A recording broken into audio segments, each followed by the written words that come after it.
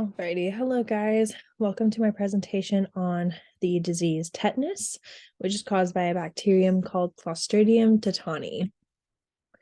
So tetanus is a disease that has dated all the way back as far as ancient Egypt. So we don't have an exact start date, but we know that the most common symptoms, such as lockjaw, have records dating back this far. So this bacteria is an anaerobic prokaryote that is a gram-negative bacilli or rod that infects eukaryotes only. So primarily it infects humans. The way it works is it's a binary neurotoxin that consists of a binding component and an enzymatic component, both of which are necessary in order for it to be toxic to humans. The disease is not able to be spread from person to person. It comes from spores that are created by the C. tetani bacteria, which exists all over our environment, primarily in things like soil and other wet places where it can grow. There must be a break in the skin barrier in order for these spores to enter the body and cause infection. And that incubation period for the infection to actually take place after the spores are activated in the body is between 3 and 21 days. Now, over the last couple hundred years, tetanus has become very rare, mostly due to the development of the vaccine, but likely also to do with the fact that we have a lot better understanding of the bacteria and how it works. So a little bit more about the pathogenesis. As I mentioned, it is commonly found in soil. That's its main reservoir. And they're also easily transmitted because they're found in soil. Soil is everywhere. It gets on the bottom of our shoes. We track it into the house. We track it everywhere.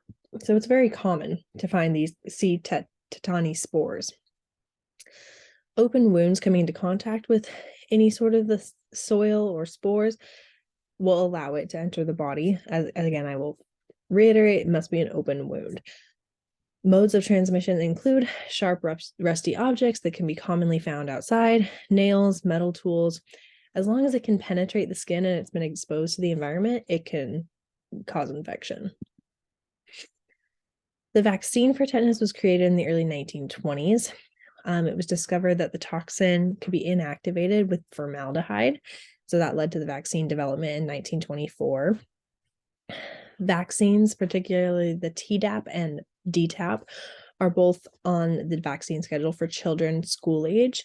And then the Tdap and TD are recommended for adults who have either not had a booster yet or need the booster and were vaccinated in childhood. And then in terms of prevention, when there is a wound, particularly one that occurred outside in the environment somewhere, there was dirt involved, it needed debridement, it's really important to update the tetanus vaccination then.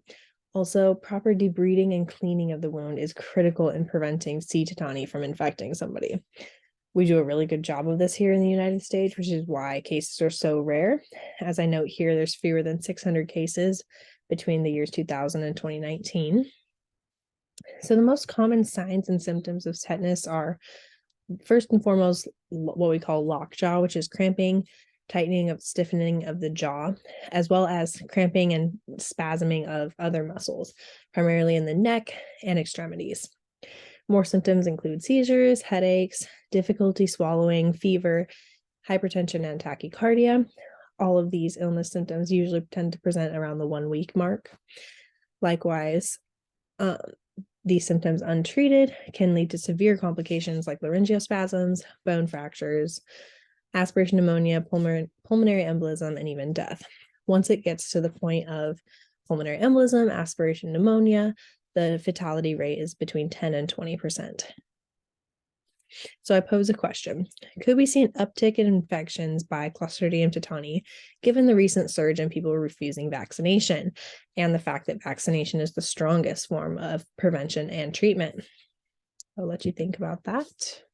So best treatment is a medication called human tetanus immune globulin, which can be administered in the hospital, which is typically occurs in the ICU if you have a hospital stay for tetanus infection. And then other than that, it's really just supportive care as the disease runs its course, which can be anywhere from a couple of weeks to over a month. The best treatment of all is preventative. So vaccination, proper wound care, that's the best we can do. People who are at risk are mostly older adults, anyone who has a history of diabetes, IV drug use where they're causing punctures in the skin, a history of immunosuppression, or any other pre-existing medical condition are at higher risk. And adults mostly are at higher risk because they're less likely to have vaccination than children. So there are 3 clinical types of tetanus. The generalized tetanus, which is the most common that we see. We have the most common illness symptoms such as lockjaw, muscle spasms, tachycardia, hypertension. Then there's localized, which is less common, and that's where all those symptoms basically occur only at the site of infection. So say you were cut somewhere on your leg, then you start to get maybe some cramping or muscle spasms just in that area and it doesn't spread anywhere else. That's localized. This can actually, though, progress into generalized tetanus. Lastly, there's cephalic, which is a rare form of tetanus where we see lesions of the face and head. And that actually occurs after only about 1 to 2 days. And this can obviously develop into more generalized tetanus as well, and it can be quite fatal. So to answer the question we pose, as of now, we're still only seeing around 30 cases on average of tetanus infection in the US every year. This is still at its all-time low since the invention and the use of the tetanus vaccine. So even as the anti-vaccine movement is growing in the US, this is one disease that we're luckily not seeing an uptick of yet. And that is all.